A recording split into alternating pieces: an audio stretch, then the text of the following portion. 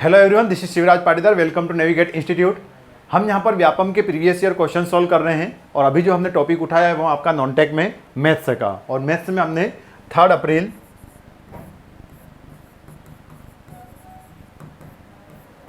2016 में जो first shift में क्वेश्चन आए थे वो हम सॉल्व कर रहे हैं। कौन सा?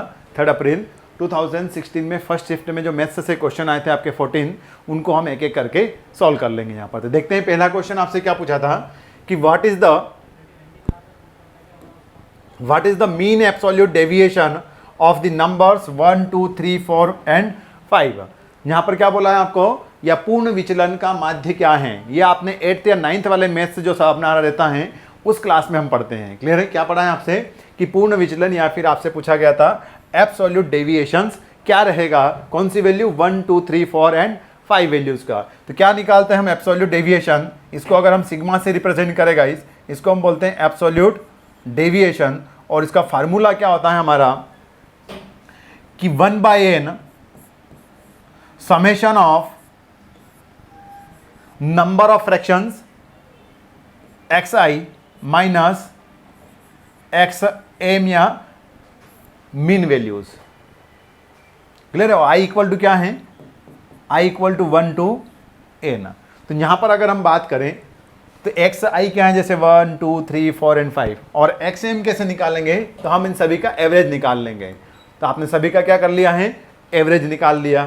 तो क्या निकाला, xm निकालने के लिए 1 + 2 + 3 + 4 + 5 डिवाइडेड बाय 5। तो यहाँ पर कितना आएगा एवरेज आपका 3। क्लियर है? मीन वैल्यू xm मतलब मीन वैल्यू, तो ये कितना रहता है आपका 3 ही आएगा। यहाँ पर हम पुट कर देंगे इस वैल्यूज को। देखिए आप 1/n, n कितना है, 1 2 3 4 एंड 5 नंबर, 5 संख्या है तो 5। फिर एक एक संख्याओं को आप समेशंस करते जाओगे। तो आपने कर दिया xi माइनस xm, तो पहली संख्या कौन सी है 1, तो 1 - 3। और ये भी मोड में रहता है, ये ध्यान रखिएगा। किसमें? मोड में। मोड में मतलब कोई सी वैल्यू आएगी वो पॉजिटिव आएगी हमारी। कैसी लेंगे हम? Positive value. तो ये टर्म्स हम भूले नहीं। प्लस क्या हो जाएगा, अगेन मोड। और यहां पर जो वैल्यू रहेगी वो कौन सी रहेगी हमारी 2 - 3। तीसरी वैल्यू क्या हो जाएगी 3 - 3 एंड नेक्स्ट वैल्यू क्या हो जाएगी 4 - 3 एंड नेक्स्ट हो जाएगा 5 - 3।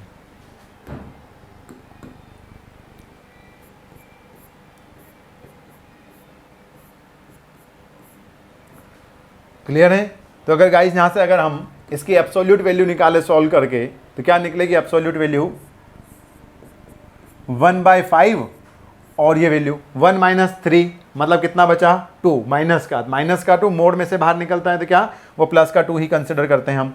2 - 1 तो ये +1, 3 - 3 मतलब 0, 4 - 3 1 और 5 - 3 2। क्लियर? इसको सॉल्व कर लेंगे 2 and 1 3 3 and 3 6 6/5, या फिर इसी को हम बोलेंगे 1.2। तो आंसर कौन सा होगा हमारा गाइस 1.2। ऑप्शन नंबर देख लेंगे कौन सा है आपका, सेकंड वाला ऑप्शन आपका सही हो रहा था। तो क्लियर है? तो ये ऐसे हमारे एग्जाम में क्वेश्चन आए थे और जो यहाँ पर हमने देख लिया है पहला क्वेश्चन। नेक्स्ट क्वेश्चन पर अगर हम मूव करें तो क्या था,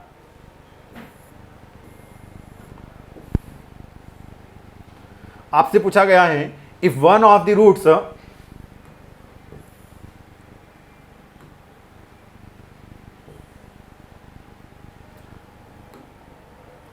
if one of the roots of the equations x² - 3x + p = 0 is 4, मतलब उसका एक रूट जो है वो कितना है 4 है।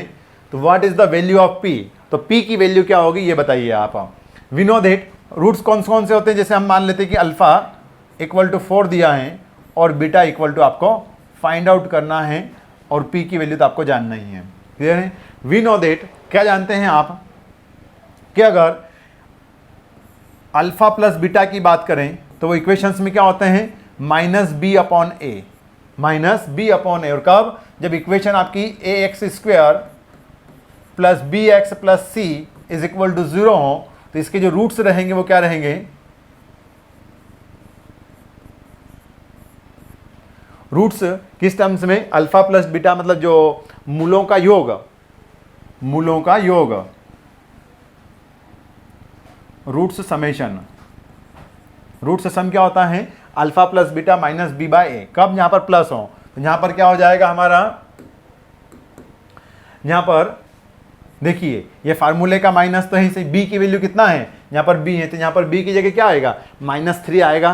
तो यहां पर हम क्या लिखेंगे, -3 अपॉन ए क्या है, जो एक्स स्क्वायर के टर्म्स में, तो एक्स स्क्वायर के टर्म्स में यहां पर क्या है, 1 है, तो ये आपने रख दिया 1। तो आप इसको सॉल्व कर सकते हैं, अगर 4 की वैल्यू यहां पर पुट कर दें अल्फा की, तो 4 plus beta is equal to कितना हो जाएगा यार, +3, मतलब बीटा कितना हो जाएगा, -1। क्लियर। अब अगर हम वापस आगे बढ़ें, क्या आगे बढ़ें कि अगर आप मूलों का गुणनफल लिख दें, क्या लिख दें हम, जैसे मूलों का योग लिखा वैसे हम क्या लिख दें, product of roots, product of roots, तो वो क्या होता है, alpha into beta is equal to C by A. क्या होता है हमारा, C upon A. C terms मतलब कांस्टेंट वैल्यू, यहां पर कांस्टेंट वैल्यू क्या है हमारे पास में, पी। कांस्टेंट वैल्यू क्या है गाइस हमारे पास में, पी। तो पी पुट कर दिया। ए आपका कितना है, अगेन 1 है, तो ये आपने 1 पुट कर दिया। तो यहां पर अल्फा बीटा, अल्फा की वैल्यू 4 है, बीटा की वैल्यू आपके पास -1 है, तो आपने क्या कर दिया है, अल्फा 4 इंटू -1, और सॉरी पी की वैल्यू है यहां पर आपके पास में 1, तो पी की वैल्यू कितना हुआ, -4। और यही आपसे आंसर पूछा है, क्या आंसर पूछा है कि पी की वैल्यू क्या है, तो पी की वैल्यू क्या थी हमारी, पी की वैल्यू -4 है। क्लियर। और ऑप्शन नंबर देखेंगे हम कौन सा हो रहा है, +4 हो रहा है क्या, नहीं, कौन सा, -4। तो देख सकते हैं आप कौन सा, ऑप्शन नंबर डी हमारा करेक्ट हो रहा है। तो देखिए आपके मैथ्स में कैसे कैसे क्वेश्चन, आपके इन तो लेंदी बोल सकते हो या कॉम्प्लिकेटेड भी नहीं है, सिर्फ एक प्रोसेस को फॉलो करने और अपने आप रिजल्ट आ जाएगा। क्लियर है। नेक्स्ट क्वेश्चन पर हम बढ़े फिर। तो नेक्स्ट क्वेश्चन आपसे क्या पूछा गया था मैथ्स का, कि by selling a watch for 14,950 rupees a shopkeeper incurs a loss of 10%।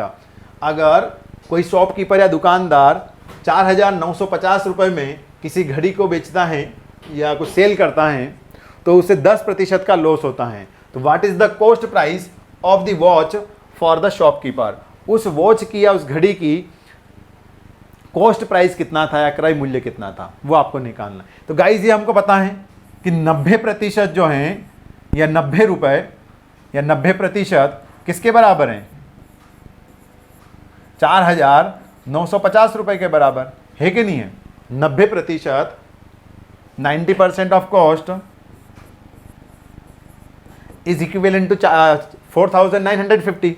तो 1% किसके बराबर हुआ, 49 डिवाइडेड बाय 90। क्लियर है। तो 100% किसके बराबर हो जाएगा, 100% क्या है, यही तो है मेरा कौन सा, कॉस्ट प्राइस, या इसी को मैं क्या बोलता हूं, क्रय मूल्य। ये कितना हो जाएगा क्रय मूल्य गाइस हमारा, यहां पर हमारी जो वैल्यू आएगी वो वैल्यू हमारी टर्म्स कितनी बनेगी, 4,950 अपॉन 90 इंटू 100।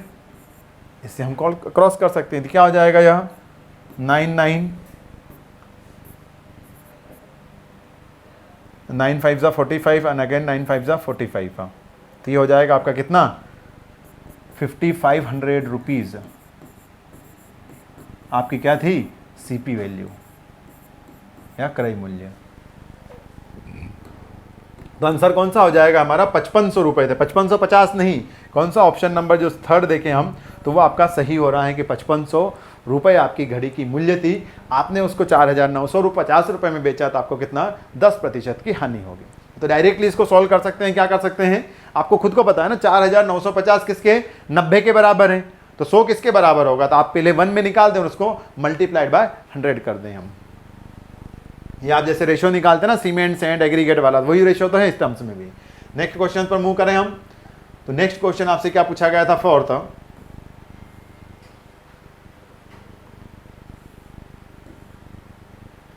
फाइंड द, ये थोड़ा सा आपका, ये अगेन आपके मैथ से कहीं है, बट फिर थोड़ा सा आप जैसे इस टर्म्स को हम भूल जाते हैं, वेक्टर वाली टर्म्स को, ये आप 9th या 10th में पढ़ते हैं। क्या पढ़ा है आपने कि find the area of the parallelogram determined by the vectors i + 2j + 3k, and दूसरी इक्वेशन दिया है 3i - 2j + k। ये दो आपके क्या हैं, पैरेललोग्राम बाय वेक्टर्स, दो वेक्टर्स फॉर्म दिए हैं आपको उसकी साइड्स के, i + 2j + 3k, 3i - 2j + k के फॉर्म में। क्लियर? तो अगर हमको जैसे इसको a मान लें आप और इसको b मान लें, मतलब लंबाई और चौड़ाई उसकी जैसे, तो एरिया निकालना हो तो एरिया ऑफ पैरेललोग्राम कैसे निकलेगा? लंबाई गुणित चौड़ाई, एरिया इज इक्वल टू क्या हो जाएगा? लंबाई गुणित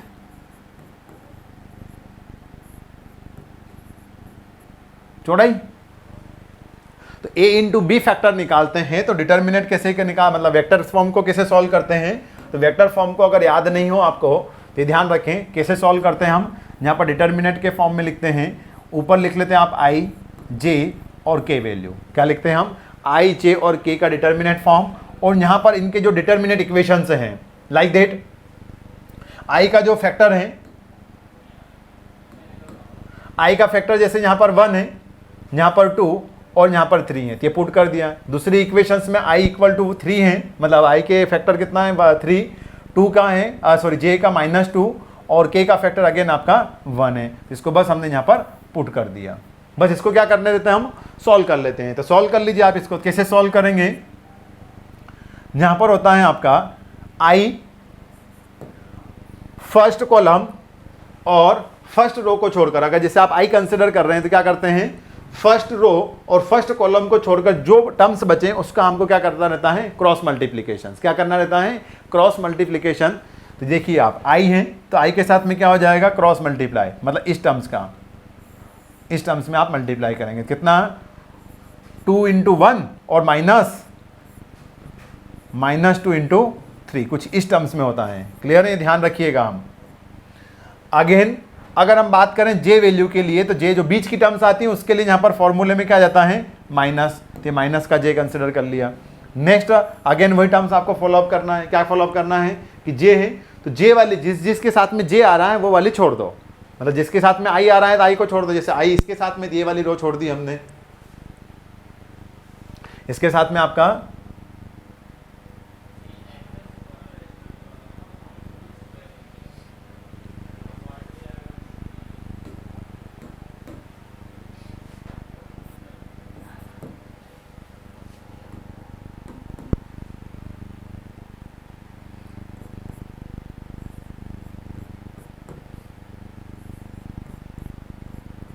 क्लियर?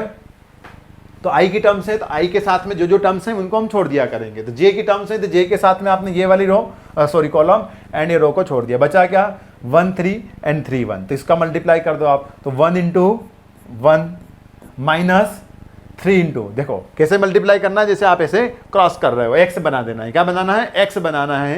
तो आपने इसको मल्टीप्लाई किया एंड देन 3 × 3। नेक्स्ट बचा कौन सा है? k। तो इसके साथ में भी ऐसा, k के साथ में कौन सी? ये रो और ये कॉलम है, तो इसको छोड़ दिया। बचा क्या? ये टर्म्स मल्टीप्लाई कर दो आप, तो क्या हो जाएगा? 1 × -2, तो 1 × -2 -3 × 2, -3 × 2, और यहाँ पर क्या हो जाएगा? k factor. क्लियर? इसको हम सॉल्व कर लेंगे तो क्या होगा? एरिया की बात करें तो ये हो जाएगी आपकी 2 × 1 2 माइनस और प्लस हो जाएगा तो 6 हो जाएगा, तो 2 और 6 कितना हो जाएगा? 8i। कितना हो जाएगा? 8i। और यहाँ पर कितना बचेगा? माइनस का j है, ठीक है, 3 3 9 3 3 9 और 1 × 1 1, तो 1 - 9 गए तो कितना? माइनस का 8, माइनस का 8 माइनस j के साथ में मल्टीप्लाई होगा तो प्लस का 8j। तो ये भी क्लियर है। नेक्स्ट k 1 - 2 सॉरी 1 × 2 -2 3 × 6 6, -6 -2 माइनस का 8k, तो -8k। क्लियर है? इस टर्म्स में हमारी यह इक्वेशंस बन जाती हैं। क्लियर है गाइस हमको? तो बस अब इसको कुछ नहीं करना है हमको। क्या कर लेते हैं? इसको या तो आप कॉमन निकाल लें, 8 × i + j - के। अब इस एल्जेब्रिक टर्म्स को या वेक्टर को अगर हटाना है तो इसका क्या कर लेते हैं हम, स्क्वायर ले लेते, स्क्वायर रूट ले लेते हैं। इसको हटाना है तो हम क्या करेंगे, इसका आप स्क्वायर कर दोगे, बेसिक सा। तो स्क्वायर कैसे, आई तो इसका फैक्टर कौन सा है, 1 का स्क्वायर, अगेन 1 का स्क्वायर प्लस -1 का स्क्वायर। तो यहां पर टर्म्स क्या आ जाएगी, एरिया ऑफ पैरेललोग्राम जो बनेगा वो बनेगा 8√3 जो भी यूनिट हो इसकी, जैसे को क्या लिखते हैं हम 8√3 यूनिट। तो कौन सा ऑप्शन मैच हो रहा है, आ रहा है कहीं पर, ये स्क्वायर यूनिट से दिया, स्क्वायर यूनिट्स में आ जाए 8√3 स्क्वायर यूनिट। 3 8√8 नहीं आ रहा है, कितना आ रहा है 8√3, 1 + 1 + 1 क्या होगा आपका 1√3 होगा ना हमारा, क्लियर है। तो ये 8√3 आपका क्या हो जाएगा, आंसर हो जाएगा। Clear guys. नेक्स्ट क्वेश्चंस पर हम मूव करें। तो नेक्स्ट क्वेश्चन क्या था आपसे, बेसिक से क्वेश्चन थे और पूरे कंसेप्ट के साथ में हम पढ़ रहे हैं। कंसेप्ट मतलब कि ज़्यादा से ज़्यादा अगर हम कैसे इसको सॉल्व कर सकते हैं, पूरी लॉन्ग प्रोसेस से हम इसको सॉल्व कर रहे हैं ताकि आपको समझ में आ जाए कि आ कैसे रहे हैं। नेक्स्ट क्वेश्चन क्या पूछा गया था आपसे कि what is the quadratic equation whose roots are 2 + √3 and 2 - √3। किसी इक्वेशंस को बनाना ही है आप, और उस इक्वेशंस का जो क्वाड्रेटिक इक्वेशंस हैं वो आपको दिया गया है। क्या दिया गया, क्वाड्रेटिक इक्वेशंस फॉर्म करना है या वर्ग समीकरण बताना है, यदि उसके मूल कितने दिए हैं कि एक मूल आपका 2 + √3 है और दूसरा आपका 2 - √3 है। तो माना कि यह अल्फा है और यह बीटा है।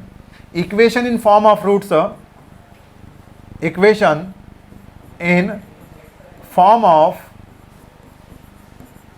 रूट्स कैसी होती हैं, ये होती हैं आपकी x² minus alpha plus beta into x plus होता है alpha beta is equal to 0। Clear guys. तो कुछ नहीं करना है, बस अल्फा बीटा की वैल्यू पुट करो, आंसर आपके सामने है। तो छोड़ के नहीं आना है हमको क्वेश्चन ऐसे। देखो आप कितना सरल क्वेश्चन है, आपको लग रहा होगा ना कि 2 + √3 2 - √3 कैसे सॉल्व करेंगे, ये तो बहुत कॉम्प्लिकेटेड हो जाएगा। आप खुद बताओगे कि ये तो बहुत सरल क्वेश्चन था। देखिए आप अल्फा प्लस बीटा, तो ये हमने सॉल्व किया 2 + √3, इसकी वैल्यू पुट कर दो तो ये कितना है 2 - √3 into x, alpha into beta मतलब 2 + √3, दूसरा बीटा, बीटा कितना है 2 - √3 इक्वल टू 0, प्लस √3 से -√3 कैंसल आउट, तो ये बचा कितना x², 2 और 2 4, तो 4x plus a + b a - b, a² - b का स्क्वायर बनता है कि नहीं बनता है, a² - b²। तो ये बन जाएगा हमारा फार्मूला कौन सा, a² - b² का, a² - b² is equal to a + b और a - b। ये आप सॉल्व कर लेंगे इसको, तो क्या बनेगा a + b और a - b दिया है तो आपको a² - b² मतलब 2 का स्क्वायर और √3 का स्क्वायर, तो 2 का स्क्वायर मतलब 4 और √3 का स्क्वायर कितना हो जाएगा 3, तो मतलब कितना हो जाएगा यह 4 + 3 इज इक्वल टू 0। तो इक्वेशंस क्या बनेगी मेरी, इक्वेशन बनेगी x² - 4x + 7 is equal to 0। कौन सा ऑप्शन मैच हो रहा है हमारा गाइस, कौन सी बनी थी इक्वेशन, x² +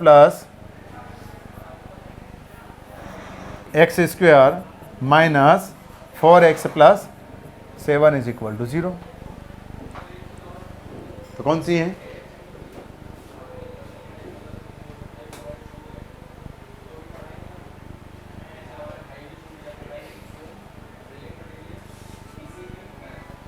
x² - 4x + 1 आ रहा है क्या,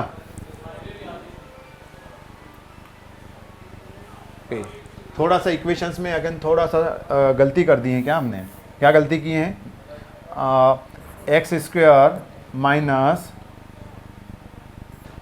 2 + √3 2 - √3 x और प्लस, ओके। 2 प्लस रूट 3, यहाँ पर क्या आएगा 2 minus root 3 is equal to 0। तो ये थी इक्वेशन हमारी। क्या थी इक्वेशन कि एक्स स्क्वायर माइनस 4x, और यहाँ पर देखिए क्या बनेगा ए स्क्वायर माइनस बी स्क्वायर, तो हमने ध्यान ही नहीं दिया। तो ये 4 माइनस बी का स्क्वायर है, तो बी का स्क्वायर मतलब माइनस रूट 3 का, मतलब 3 का स्क्वायर, तो रूट 3 का, तो 0। ये क्या बनेगा x square minus 4x plus 1 equal to 0। देखिए थोड़ी सी भी गलती हमारी अगर ध्यान न दें हम, तो क्वेश्चन इधर का उधर हो जाता है। देखिए प्लस 7 दिया है नहीं दिया उसने, तो ये x square minus 4x plus 7, तो अपन तुरंत उस पर टिक कर देते तो हमारा क्वेश्चन गलत हो जाता, तो पूरी मेहनत पर हमारा पानी फिर जाता है। तो ये कभी ध्यान रखें, ऐसी गलतियां ना करें। तो ये अच्छा भी हुआ, हमको ऑब्जर्व भी हो गया कैसे गलतियां कर सकते हैं हम। तो जल्दी जल्दी के चक्कर में अगर हमको फार्मूले आते हों तब भी हम ये ना भूलें कि फार्मूला आपका क्या है बेसिक, कि A square minus B square is equal to A plus B A minus B. तो ऐसी गलतियाँ भी कभी कभी हो जाती हैं हमसे, ये ध्यान रखें। ठीक है, हमसे गलती हो गई थी, ये 7 आ रहा था आंसर, 7 नहीं, क्या है आंसर वो हमारा 1 आएगा। क्लियर है? तो ये ऑप्शन नंबर कौन सा है आपका था second, x square minus 4x plus 1 आपका सही आंसर हो जाएगा। क्लियर है? नेक्स्ट क्वेश्चन पर अगर हम मूव करें तो 6 नंबर पर आपसे क्या पूछा गया था,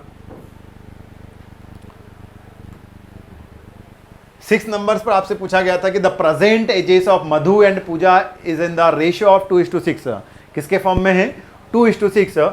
after 5 years the ratio of their ages will be 3:4।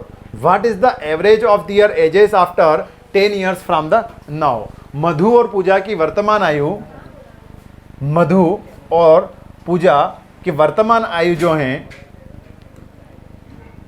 मधु और पूजा की जो वर्तमान आयु है उनका रेशो किस फॉर्म में है 2 और 6 के फॉर्म में। मान लीजिए कि 2x है और ये आपकी पूजा 6x है।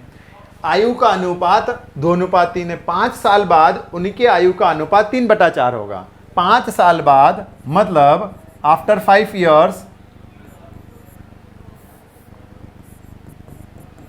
आफ्टर 5 years या 5 वर्ष बाद मधु की आयु का और पूजा की आयु का जो रेशियो होगा वो कितना होगा 3/4 होगा। तो आपसे वो पूछ रहा है कि 10 साल बाद जो भी इनकी आयु होगी उनकी आयु का औसत क्या होगा। मतलब 10 साल बाद मधु और पूजा की आयु का एवरेज। तो देख लेते हैं, पहले तो हमको आयु निकालना पड़ेगी, प्रेजेंट वैल्यू या जो भी हमको पता करना हो, तो हम इनसे प्रेजेंट वैल्यू फाइंड आउट कर सकते हैं। कितना हो जाएगा ये हो जाएगी हमारी वैल्यू 4 8, तो ये 8x प्लस 20, ये हो जाएगा आपका 18x, और ये हो जाएगा 15, 15 ही होगा ना। हाँ, तो ये कितना हो जाएगा 20 इधर आएगा तो ये बचेगा 5 और इधर बच जाएगा 10x। तो x कितना बचेगा आपका 1/2, है ना। x कितना बच रहा है हमारा 1/2। आपसे क्या पूछ रहा है कि 10 साल बाद इनकी आयु का योग का औसत क्या होगा। मतलब m प्लस पूजा की आयु का औसत कब 10 साल में।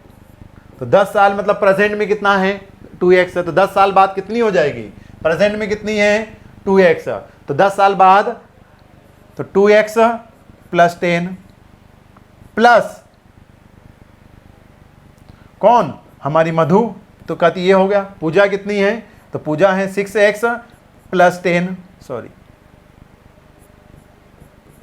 का भी एवरेज, तो ये कर दिया हमने। तो कितना आएगा यहाँ पर, तो 2 × 1/2 plus 10 plus 6 × 1/2 plus 10 divided by 2। Clear है? तो यहाँ से अगर हम इसको सॉल्व करें तो यहाँ पर कर लेते हैं। मधु और पूजा की आयु का जो औसत है 10 साल बाद वो कितना बन रहा है हमारा, तो वो बनेगा आपका आंसर 2 से 2 कैंसर, मतलब 11 बचा और ये 3 है तो 13, 13 और 11 कितने हो जाते हैं 34/2।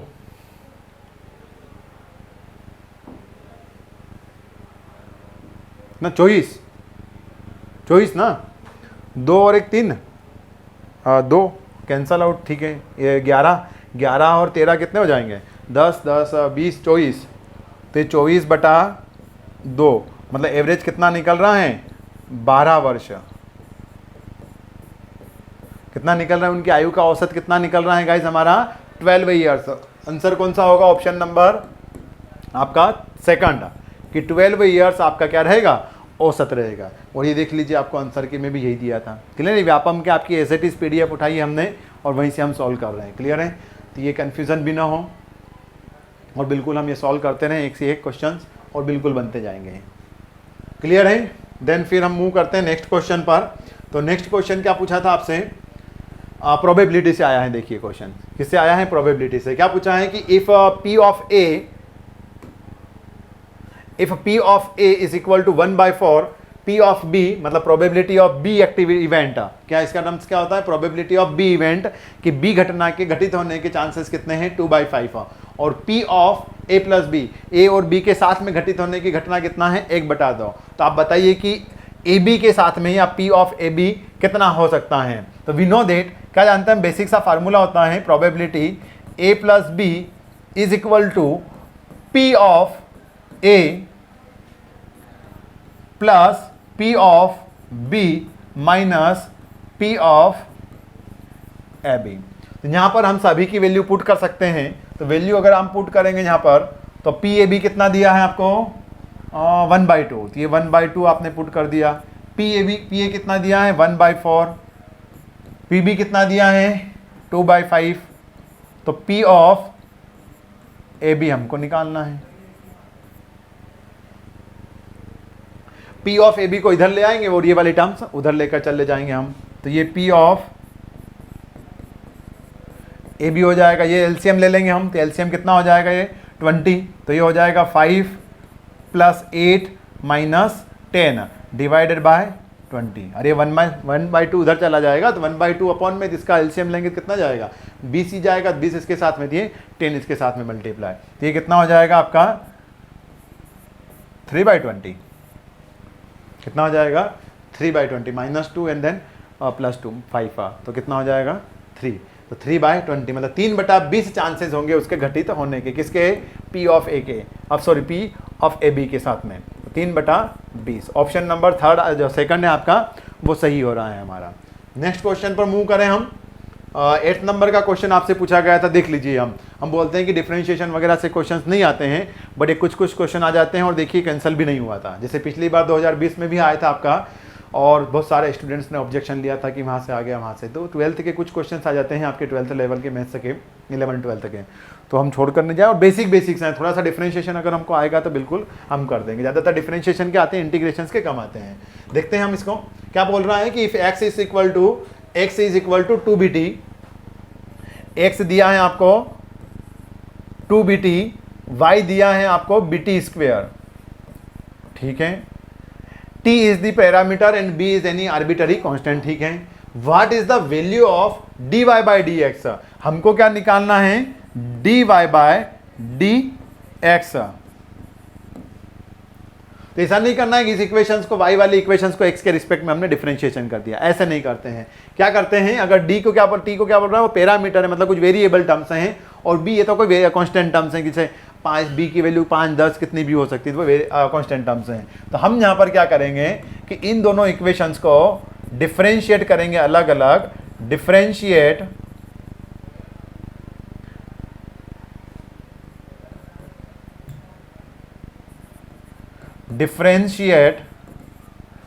With respect to t। किसके रिस्पेक्ट में, t के रिस्पेक्ट में हम इसको डिफरेंशिएट कर देंगे। तो कर दीजिए आप। तो पहली इक्वेशन उठाओ, तो पहली इक्वेशन उठाई आपने, x equal to 2bt।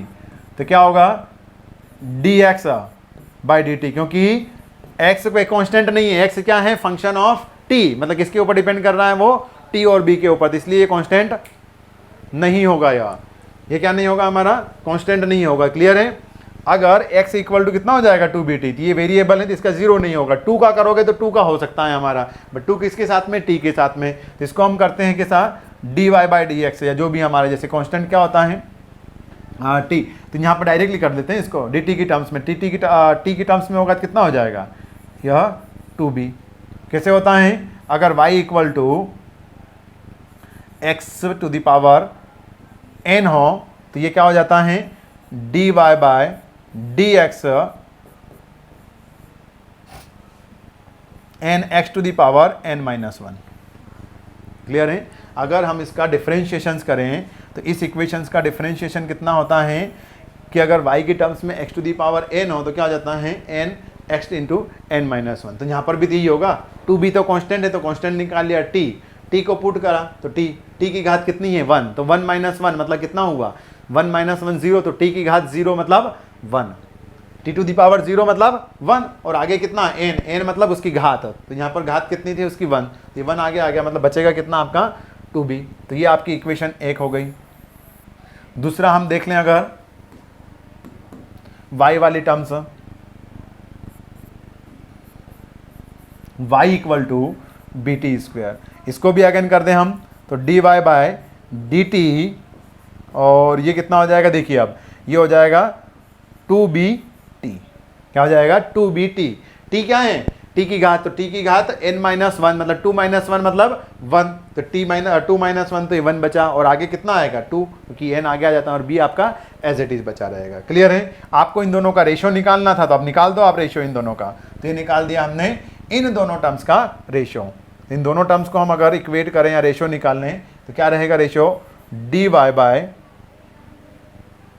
D t upon dx by d t. अब जिस टर्म्स में पूछा है उस टर्म्स में निकालेंगे ना, उसने क्या बोला है कि dy बाई डी एक्स के टर्म्स में, तो dy को ऊपर रख दिया और dx को हमने नीचे रख दिया, तो ये वाले इक्वेशंस रख दो इसके साथ में, तो ये क्या हो गई 2bt अपॉन 2b, 2b से 2b कैंसल आउट और t बचा, यहाँ से dt से dt कैंसल आउट, तो बचेगा क्या हमारे पास में dy बाय dx बराबर t। कोई ऑप्शन मैच हो रहा है क्या गाइज? bt नहीं है, b भी नहीं है, टी स्क्वायर भी नहीं, t है, ऑप्शन नंबर फर्स्ट आपका सही हो रहा है। तो कभी कभी ये भी ध्यान रखें हमारे कि फर्स्ट ऑप्शन आपका क्या होता है, जो कभी कभी जैसे टफ क्वेश्चन आते हैं तो उनके फर्स्ट या फिर फोर्थ वाला क्वेश्चन ऑप्शन ज़्यादातर रेगुलरली जनरली क्या होता है सही हो जाता है, बट बाकी हमको तुक्का नहीं मारना है यहाँ पर, तो हमारा ऐसे सोल्व कर सकते हैं ना, मैथ्स में तो क्या दिक्कत है मैथ्स रीजनिंग में। तो ये क्लियर है? आगे बढ़े हम। 9th नंबर का क्वेश्चन आपसे पूछा गया, बहुत अच्छा क्वेश्चन है ये, बेसिक क्वेश्चन है आपका नंबर सिस्टम से शायद। क्या है देखते हैं, PQRS is the greatest number of 4 digits. जो PQRS कोई संख्या है और 4 अंकों की सबसे बड़ी संख्या है। When divided by any of the numbers 6, 9, 12 और 17, 6, 9, 12 या 17 में से किसी में से भी डिवाइड करें तो क्या बचता है कि लीव्स और remainder of 2 in each case. 6, 9, 12 या 17 से आप PQRS को डिवाइड करो, PQRS को डिवाइड करो किससे, 6 से या फिर 9 से या फिर ऐसा लिख लेते हैं 12 से या 17 से। ऑलवेज आपका रिमाइंडर कितना आ रहा है, तो वो बोल रहा है कि रिमाइंडर जो आएगा वो हमारा बचेगा 2। तो what is the value of P plus R upon Q plus S. Generally क्या पूछता है, संख्या क्या है कि PQRS संख्या बताइए। अब उसने क्या बोला है कि वो जो संख्या आ रही है P प्लस आर और Q प्लस एस वो संख्या बताइए। तो हम क्या करते हैं ऐसे क्वेश्चंस में, हम क्या करेंगे, सबसे बड़ी 4 अंकों की संख्या कौन सी हो सकती है कि ये 49 सॉरी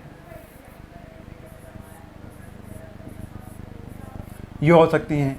इस संख्या को हम कर देंगे डिवाइड, इस संख्या को क्या कर देंगे हम डिवाइड। किससे डिवाइड करें, या तो आप सभी से एक बार 6 से करें, 9 से करें, 12 से करें, 17 से करें, ऐसे नहीं करेंगे। हम किससे करेंगे, इनका एलसीएम निकाल लेंगे, और एलसीएम से अगर जो संख्या डिविजनेबल होगी उसका क्या निकालेंगे, डिविजिबल संख्या से हम निकालेंगे कि पूरी भागित होने वाली संख्या निकाल लेंगे। तो उस जो भी एलसीएम रिमाइंडर बचेगा शेषफल उसको घटा देंगे, तो संख्या हमारी पूरी तरीके से उस एलसीएम से डिविजिबल हो जाए। उसके साथ में फिर अगर 2 ऐड कर दो मतलब क्या हो जाएगा कि 2 हमारा शेषफल बचने लग जाएगा। तो देखो आप क्या करेंगे, 6, 9, 12 और 17 का एलसीएम ले लिया हमने, तो क्या हो जाएगा, ये गया 2 3 से, तो 2, 3, 4 और 17, 2 से जाएगा अब तो 1, 3, 2 और 17, अब नहीं जाएगा। 3 दूनी 6, 6 और 6 36 और 18 17, 36 इंटू 17, तो ये कितना बचेगा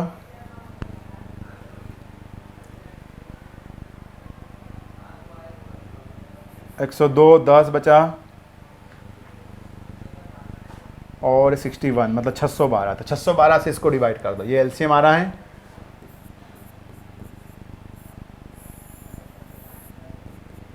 ये एलसीएम है इन संख्याओं का, क्लियर है। 612 से हमने इसको डिवाइड कर दिया। 612 से आप 999 को डिवाइड करोगे कितनी बार जाएगा?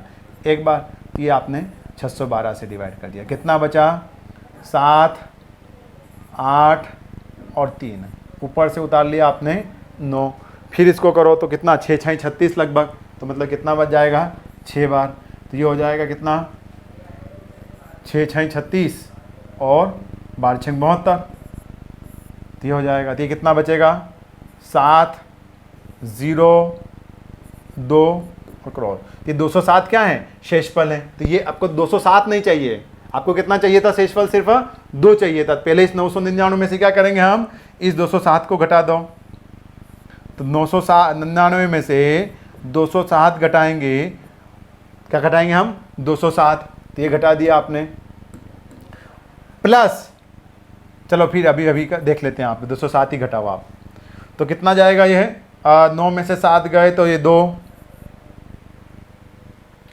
0 मतलब 9, और 9 में से 2 गए तो फिर आपका 7 और ये 9, मतलब 9792 जो संख्याएं हैं वो आपका 612 से या 6 9 12 या 17 से पूरी तरीके से क्या है? डिविजिबल है। बट उसने क्या बोला है कि 6 9 12 या 17 से डिवाइड करोगे तो आपको हमेशा कितना मिलेगा? हमको मिलेगा कि हमेशा शेषफल के फॉर्म में आपको 2 एक्स मिलेगा। तो 2 आप जोड़ दो वापस इसके साथ में, ये शेष, तो संख्या क्या हो जाएगी? 9 7 9 4। क्लियर? आपने क्या बोला है कि जो 9792 हैं ये आपका पूरी तरीके से 6 9 12 17 से डिविजिबल होगी। क्यों होगी? क्योंकि आपने 612 से ही डिवाइड करके निकाला। तो 612 से अगर वो डिविजिबल है तो 6 9 12 17 से तो हो ही जाएगी, ऐसा बोल रहे हैं हम। क्लियर है? तो अगर आपने बोला है क्वेश्चंस में कि 2 से और बचना भी चाहिए तो 2 आपने ऐड कर दिया, तो ये संख्या है आपकी PQRS। ये संख्या कौन सी है हमारी? PQRS। तो आपसे पूछा था उस बंदे ने, क्या पूछा उस बंदे ने कि P प्लस R और Q प्लस S का रेशियो बताइए। तो देखो आप, ये रहा P Q R और S, इसी फॉर्म में रहेगी PQRS। तो P कितना है? 9, प्लस R कितना है? 9, Q कितना है आपके पास में? 7, और S कितना है? 4। तो क्वेश्चन क्या हो जाएगा? आंसर आपका 18/11 यही होना चाहिए, अगर, क्योंकि काट तो सकते नहीं है इसको, या फिर डेसिमल के फॉर्म में। यहाँ पर आपको फ्रैक्शंस के फॉर्म में दे रखा है, कितना है? 18/11, मीन्स ऑप्शन नंबर सेकंड आपका सही हो रहा है। Clear guys? हमको क्लियर है? तो ऐसे आपके एग्जाम में क्वेश्चंस आते ही हैं, और बिल्कुल बेसिक से नंबर बेस्ड क्वेश्चंस हैं आपके। मतलब छोटा सिंपल सा आपका ये रेशियो प्रोपोर्शंस बोले, या फिर आपके डिविजिबिलिटी रूल या एलसीएम वाला टॉपिक है, उससे आता है आपके एलसीएम एचसीएफ वाले से। तो अच्छा टॉपिक है ये, और सिंपल सा है, कहीं ना कहीं हमारे काम ही आता है। तो एलसीएम एचसीएफ वाला, रेशियो प्रोपोर्शंस, एवरेज, ये टॉपिक हम छोड़कर नहीं जाए एग्जाम में, और यहाँ पर कवर अप भी कर लेंगे हम जैसे पढ़ रहे हैं। तो मैथ्स में तो क्या प्रैक्टिस ही रिक्वायर्ड होती है ना, तो प्रैक्टिस तो कर ही रहे हैं हम। नेक्स्ट क्या बोल रहा है आपसे? क्या पूछा था आपसे कि due to some technical problem in the machine of his motor bike, Arihant had to decrease the speed to 75% of the normal speed. Arihant की मोटर बाइक में कुछ टेक्निकल प्रॉब्लम आ गई है, खराब हो गई है, या फिर उसके गियर वगैरह में कुछ प्रॉब्लम आ गई होगी। तो क्या किया उस बंदे ने? अपनी स्पीड को 75% तक लेकर आ गया, and hence he was late for by 2 hour. तो वो उसके काम पर 2 घंटे देरी से पहुंचता है।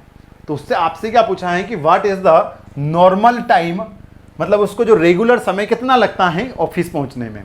तो लेट माना कि जो नॉर्मल स्पीड है वो un है, और डिस्टेंस उसको ट्रेवल करना है d, समय लग रहा है मान लीजिए t समय लग रहा है, समय भी नहीं पता है हमको। क्लियर है? अब आपने क्या बोला है कि जो आपकी नॉर्मल स्पीड है उसका आप 75% से जाओ, उसके कितना? 75%। तो फ्रैक्शंस में करें तो डेसिमल में करें कितना? 0.75। किसका? u का।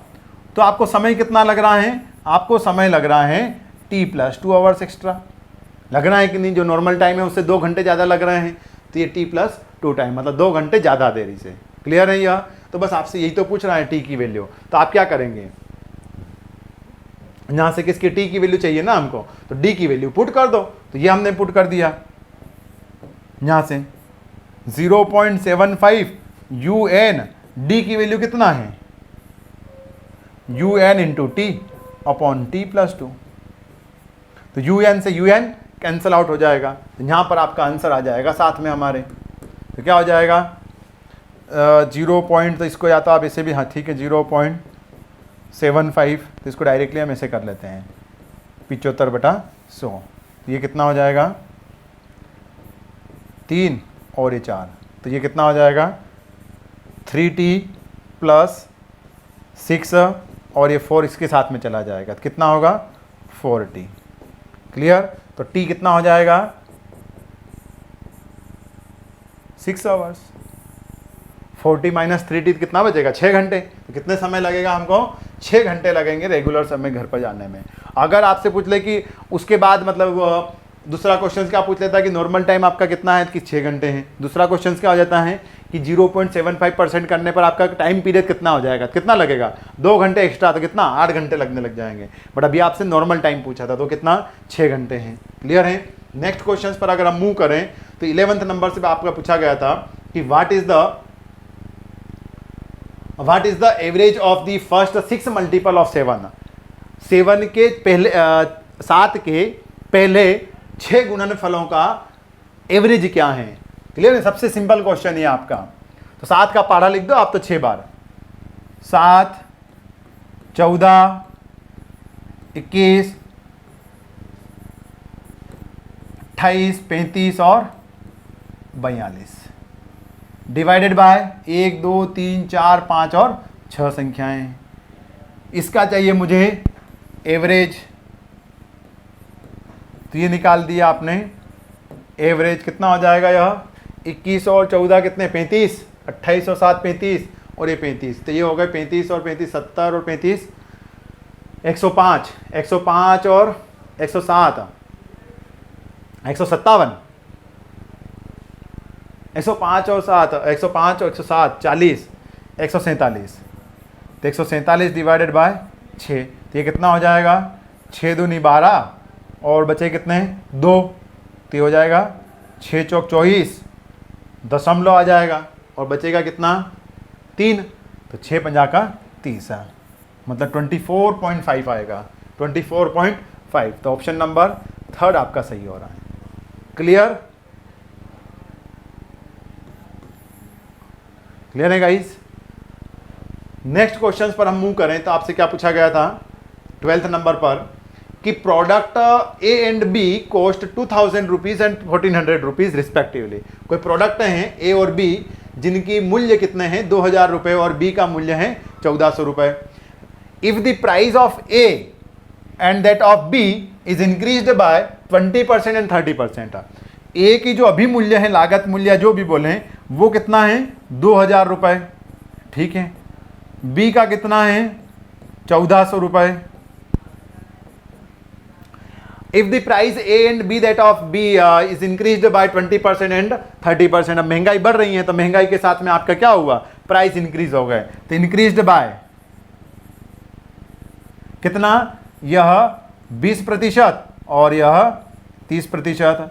तो जो ए डैश बना वो कितना बना 2000 गुणित 1.2।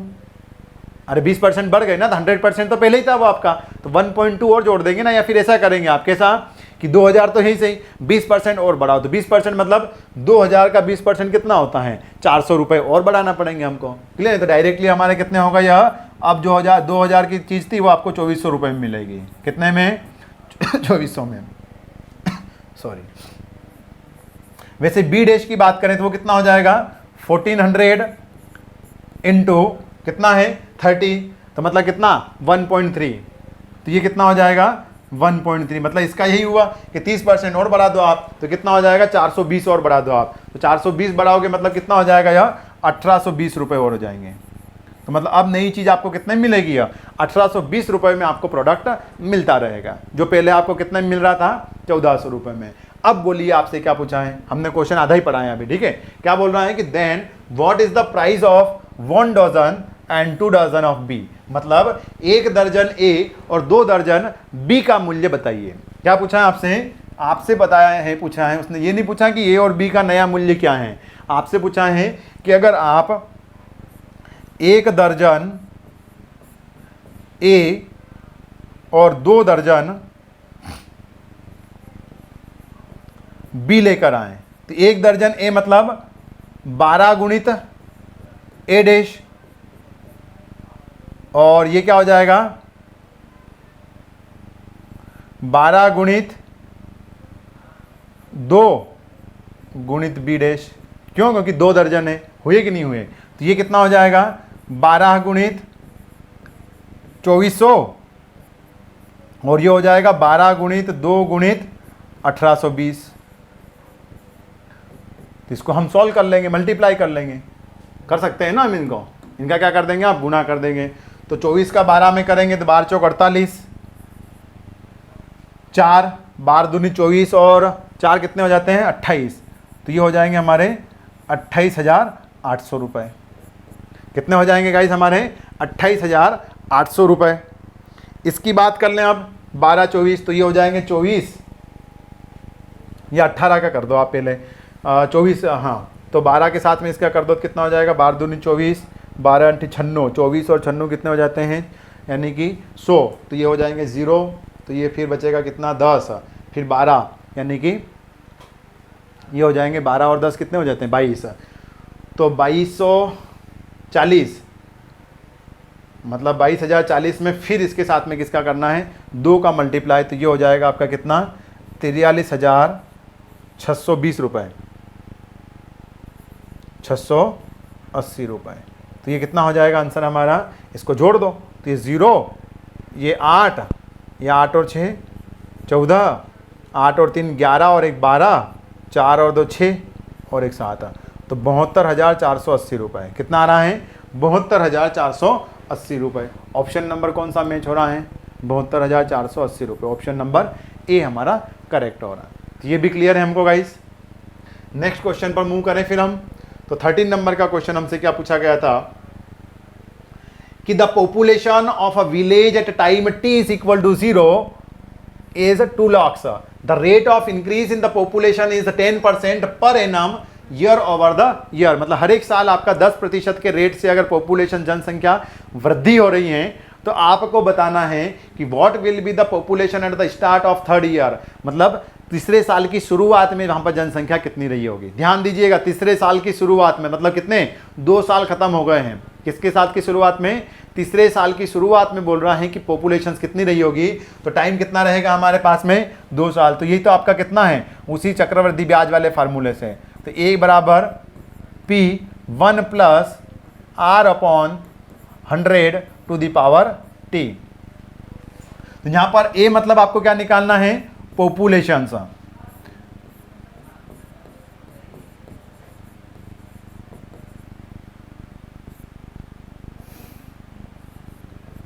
दो साल बाद। क्यों 2 साल बाद, क्योंकि आपने क्या लिखा है start of the 3rd year, तीसरे साल की शुरुआत में कितना है, क्लियर है। तो 2 साल खत्म ही हुए होंगे ना, नहीं कितनी अभी ये 2 लाख, तो ये आपने लिख दिया 1 + R, कितने परसेंट से, हर साल आपके 10% से बढ़ रही हैं, और की पावर 2, ये ध्यान रखिएगा टाइम कितना लिखेंगे 3 नहीं लिखेंगे हम, कितना लिखेंगे यहाँ पर 2 लिखेंगे हम, तो ये आपने 2 किया, तो यहाँ पर कितना हो जाएगा ये 2 लाख, और ये कितना हो जाएगा 11, 10 का एलसीएम लिया तो कितना 11, 11 का स्क्वायर मतलब 121/100, तो 121 बटा ये 100 कर दिया हमने, तो 100 से ये गए, तो ये कितना बचेगा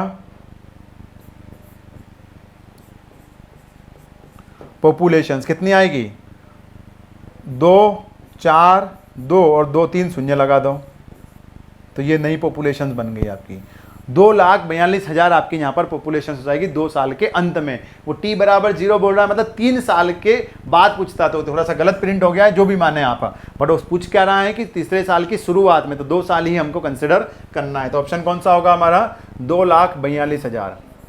क्लियर है? नेक्स्ट क्वेश्चन पर अगर हम मूव करें 14 नंबर का, जो हमारा लास्ट क्वेश्चन भी है शायद, ये रहा। तो क्या है कि ABCD is a square of side a. ABCD एक स्क्वायर साइड है,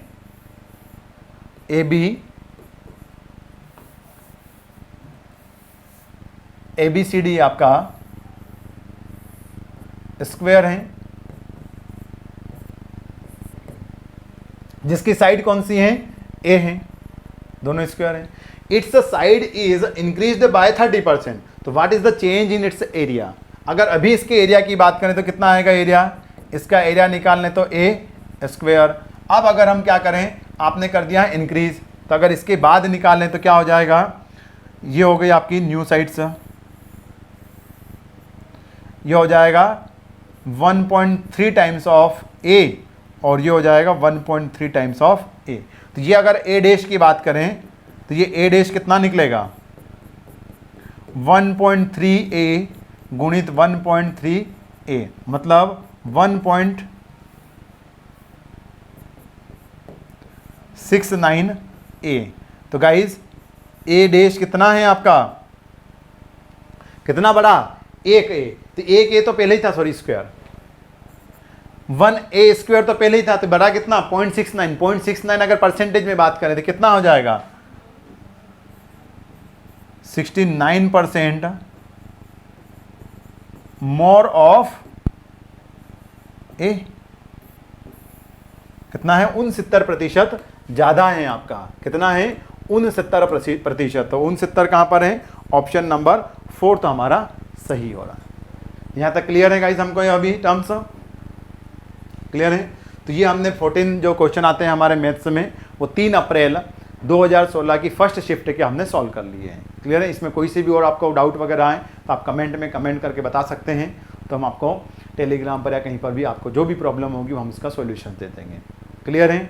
तो आप कमेंट करते रहें, वीडियो को लाइक करें अगर आपको पसंद आ रहे हैं तो, और अपने दोस्तों के साथ में भी शेयर करें। अब 6 नवंबर हो चुकी है हमारी नई एग्ज़ाम डेट, तो क्यों ना प्रिपरेशंस में लग जाए और हमारा स्कोर और थोड़ा सा इम्प्रूव करें। क्यों? क्योंकि कट ऑफ तो देखिए बढ़ना ही है। अगर जो 24 सितंबर को होना था उससे 1 आध नंबर 5 नंबर कितना भी बढ़े पर बढ़ेगा। क्यों? क्योंकि बहुत सारे स्टूडेंट जो 24 सितंबर को लेकर तैयारी नहीं कर रहे थे, तब आज से भी अगर शुरुआत करें तो वो 6 नवंबर तक अच्छे से तैयारी कर सकते हैं। तो कुछ ना कुछ आपका कट ऑफ बढ़ सकता है, तो इसलिए हम अपनी प्रिपरेशंस को बूस्टअप करते रहें। उसको बोलते हैं ना, बार बार धोते रहें गाड़ियों को, बार बार रिवाइज करते रहें, बार बार रिवाइज करते रहें, प्रैक्टिस करते रहें, तो अपने आप वो शार्प माइंड होता जाएगा। क्वेश्चंस हमारे बनते रहेंगे। क्लियर? टेक्निकल भी करते रहें, नॉन टेक्निकल भी करते रहें, दोनों का वेट बराबर है, कोई ऊपर नीचे नहीं है। क्लियर है? और नॉन टेक्निकल में तो 7 ही सब्जेक्ट हैं, तो ज़्यादा इंप्रूव करें, ज़्यादा प्रैक्टिस करें, और वीडियो को लाइक करें, चैनल को सब्सक्राइब करें। Thank you to everyone.